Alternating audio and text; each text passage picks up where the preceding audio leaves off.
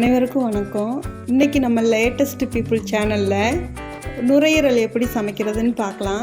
கிராமத்து ஸ்டைலில் நுரையீரல் சமைச்சிருக்கேன். அடிக்கொருக்கா நீங்கள் சிக்கன் வாங்கி சாப்பிட்றதுக்கு பொழுத இந்த நுரையீரல் வாங்கி சாப்பிடுங்க. இது ரேட்டும் கம்மியாகவும் இருக்கும், உடம்புக்கும் நல்லது. இது எப்படி செய்கிறதுன்னு பார்க்கலாம். அடுப்பை ஆன் பண்ணிவிட்டு குக்கரை அடுப்பில் வச்சுருக்கேன். இதுக்கு நல்லெண்ணெய் தான் யூஸ் பண்ணணும். 3 ஸ்பூன் நல்லெண்ணெய் சேர்த்துருக்கேன்.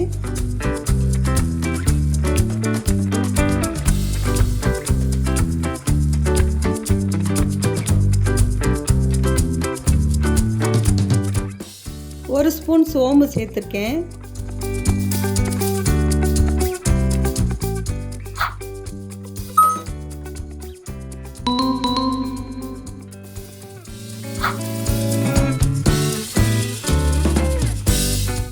கொஞ்சம் போல கருவேப்பிலை பொரிஞ்சதும் 2 பெரிய வெங்காயம் கட் பண்ணி வச்சதை சேர்த்துருக்கேன்.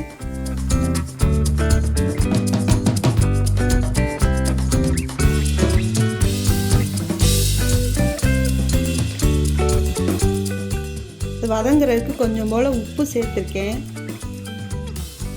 வெங்காயம் நல்லா வதங்கணும்.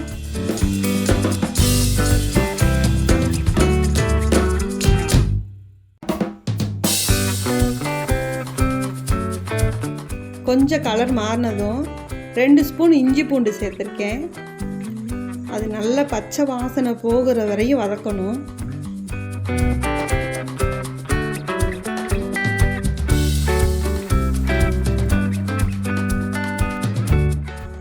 தக்காளி நீட்டமாக கட் பண்ணி சேர்த்துருக்கேன்.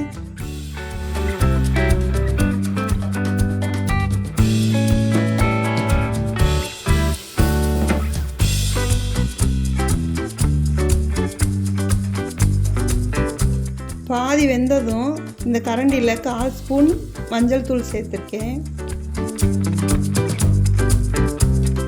மிளகாத்தூள் 1 ஸ்பூன் சேர்த்துருக்கேன்.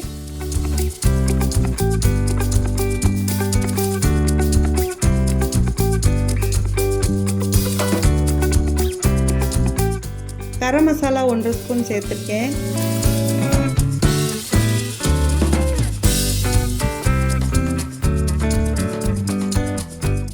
மல்லித்தூள் 2 ஸ்பூன் சேர்த்துருக்கேன்.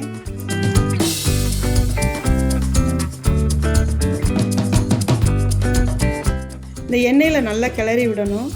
அப்போ தான் மசாலா பொடியோட பச்சை வாசனை போகும்.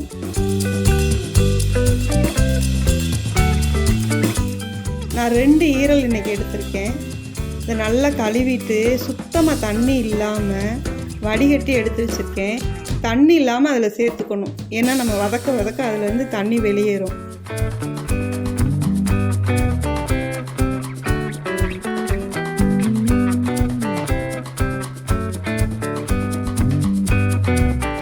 நுரையீரலை கடையிலே நல்லா கட் பண்ணி கொடுத்துருவாங்க.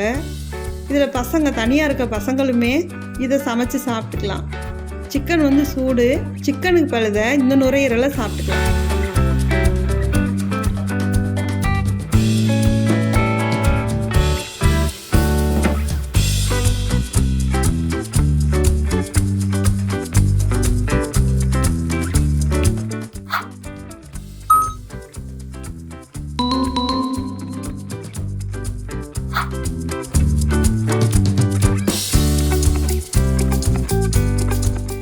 இப்போ லைட்டாக உப்பு சேர்த்துருக்கேன். தண்ணியே விடலை, உப்பு மட்டும் சேர்த்து கிளறி விடுறேன்.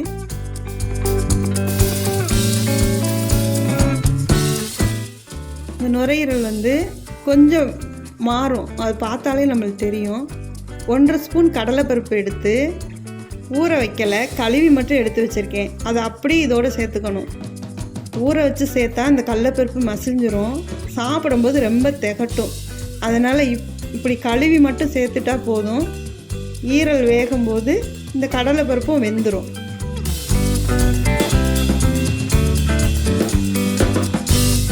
இப்போ பாருங்கள், இந்த ஈரல் வந்து நல்ல வித்தியாசம் தெரியும். பச்சையாக இருந்ததுக்கும் இப்போ வெந்ததுக்கப்புறம் மாறிடும். இப்போ வந்து 1 டம்ளர் தண்ணி சேர்த்துருக்கேன்.